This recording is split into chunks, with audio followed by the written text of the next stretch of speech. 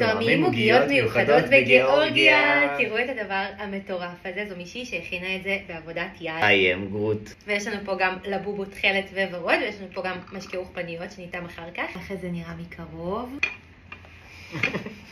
זה לא עובד, אני צריך. סליחה,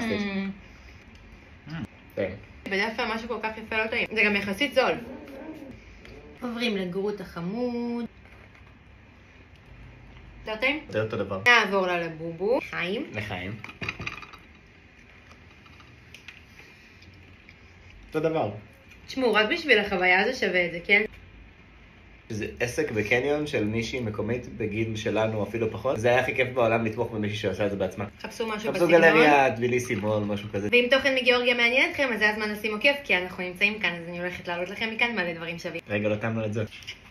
זה כמו בארץ, אבל בארץ לדעתי אין לנו את התכלת, שזה הצבע האהוב עליי. וואי, יש לזה ריח מטורף. לחיים. וואו. ביי!